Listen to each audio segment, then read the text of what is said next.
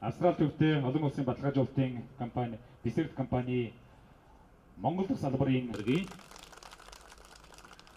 Улаанбаатар төмөр замын Болдбаатар төлөвлөгөө эдийн засгийн албаны дарга хүрэлцэн ирсэн байгааг уламжлахад таатай байна.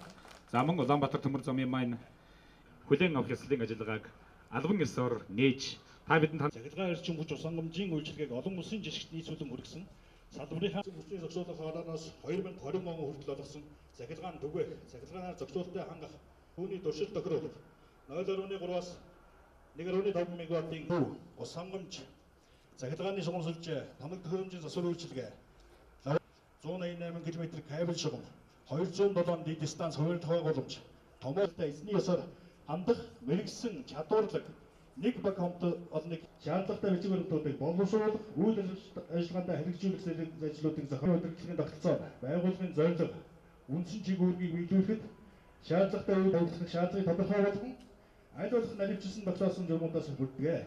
Энэ журмууд нь хинэгний үзэл бодол үгээр бишгийн тогтолцооны багийн аврах дамжуулалтын алтан загас, удирдлагын төлөөлөл 18,000 нэг, байгаль орчны 14,000 нэг зэрэг олон нийтэнд мастер зэрэг хамгаалаад засгийн газрын тохиолч хяналтыг стандарт хэмжигдсэн газрын одоо гадаад томын газрын дараагаар хийж хахад манай тэр нэг Монгол улсад нэг асуудал байгаа. Тэр нь юу гэх юм бол үндэсний хэмжээнд бид нар баталгаажуулалтыг хийж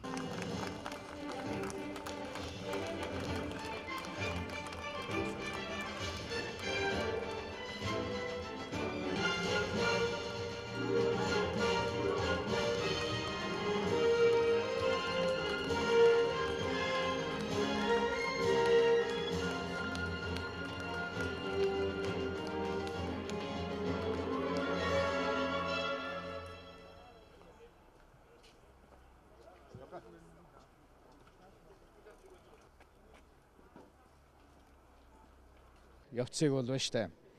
Энэ бол улс төртэй хутгалж болохгүй өнөөдөр ч улс төрийн одоо өнгө аяс их болчиход байдаг. Гэтэл чанарын стандартын энэ тогтолцооны тухай илүү улс төрийн тогтолцооноос илүү ярих цаг болцсон байна гэдгийг би бас өнөөдөр хэлье гэж бодсон юм аа. Тэгээ Улаанбаатар төмөр зам дээр энэ олон улсын ICO тогтолцоог нэвтрүүлж эхлэх энэ алхмыг хийж байна. За энийг бид нар 2020 он гэхэд бол ер нь бүрэн хэрэгжүүлэх юм бодлого зорилттой ажиллана. Ер нь Улаанбаатар төмөр зам ч бас өөрөө олон улсын байгууллага шүү дээ. Тийм учраас Европын стандартуудыг түүн тохирсон чанарын удирдлагын тогтолцоонуудыг бүрэн нэвтрүүлнэ гэж ингэж бодож байна.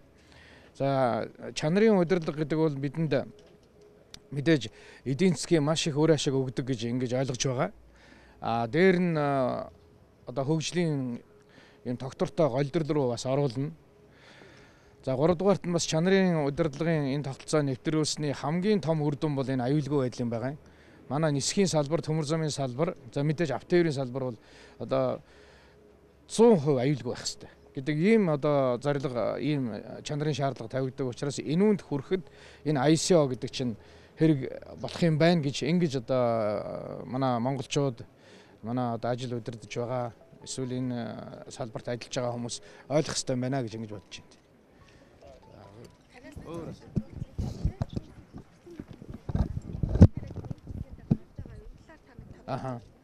Тэгээ бид Монгол улсад хот дүүргийн галтэр гэдэг ийм системийг нэвтрүүлэх ийм бодлого зорилго тавьдсан байгаа.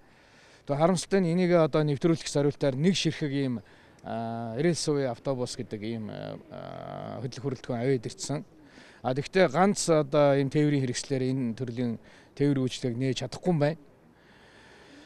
Тэгээ энийг одоо тоо хэмжээг нэмэгдүүлье гэдэг асуудлыг хотын дарга, нийслэлийн засаг дарга, Батүйл даргатай удаа дараа ярьж хэлцээд хөрөнгө мөнгийн одоо Батүйл дарга өөрөө гаргаад өөрөө энэ одоо рельс автобус гэдэг энэ тээврийн хэрэгслийг оруулж ирье. За төмөр замын дарга одоо Бүрбаатар чи энэ зам шугамыг бэлдээчих гэсэн. Ийм байдалтай байна. За мэдээж энэ туршилтын журмаар оруулж ирсэн энэ рельсовый автобус бол алдагдaltaй ажиллаж байна одоохондоо. Тэгвэл энийг ингээд зогсоогоод байж болохгүй. Бид нар 100 хараад архины чиглэлд явуулж байгаа. За энэ алдагдал одоо энэ техникийн үйлчилгээ энэ ашиглалтын одоо байдал тааруу байгаа нь бол зүгээр одоо бид нарын энэ тогтолцоо руу шинэ нэр төрлийн тээврийн хэрэгслийг бий болгоход шаардлагатай тэр нөхцлүүдийг бүрдүүлэхэд л шаардлагатай тэр хэмжээний хугацааны юм байна. Юуг бид нар ч одоо метро руу шилж чадахгүй шүү дээ. Тэгэхээр энэ төрлийн тээврийн хэрэгсэл яхаарахгүй нэвтрэх ёстой юм байна. За Батсүмбэр, Налайх, Шувуун Паприк гэж бид нар ярьдаг байлгүй. За Шинэ Нисэх онгоцны буудал, Air Express гээд ийм төрлийн одоо тээврийн хэрэгсэлд хамгийн түрүү ашиглана. Одоо чанарын удирдлын тогтолцоо ISO 9000 2015 ороод анх удаа Монгол улсад хувийн хвшлийн байгуул буюу хувь нийлүүлсэн Улаанбаатар төмөр зам компани одоо шинэ стандартаар гэрчлэгийг авлаа. Энэ бол түүх үйл явдал манай олон улсын одоо BCERT гэдэг баталгаажлалтын байгууллагын хувьд бол анхны одоо баталгаажлалт байлаа. Гол нь энэ шалгуур нь өөрөө бол ойлгомжтой юм байна. Хэрэглэгчийн сэтгэл хангамжийг хангах, дээрэс нь удирдлагын тогтолцоогоо одоо чанарын олон улсын чанарын удирдлагыг нийцүүлнэ гэх юм байна л та.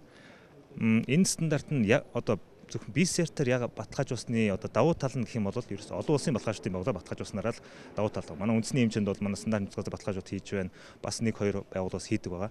Олон улсын хэмжээнд нэр бүхийн баталгаажлалтын байгууллага баталгаажуулснараа давуу тал нь гэвэл энэ байгууллага өөрөө гадаад харилцаагаа одоо мэдэрдэггүй өсгөж нэмэгдүүлэх боломжтой болж байгаа. Ханган нийлүүлэгчтэй хувьцаа одоо гадаад харилцаа, гадаад хөрөнгө оруулалт татах болон гадны хөрөнгө оруулагчдыг одоо харьцаа явах тэр хувь нийлүүлэгчтэй л ерөөхдөө яах итгэлийг олох тэгэл давуу тал нь орж байгаа юм. Тавчхан доо.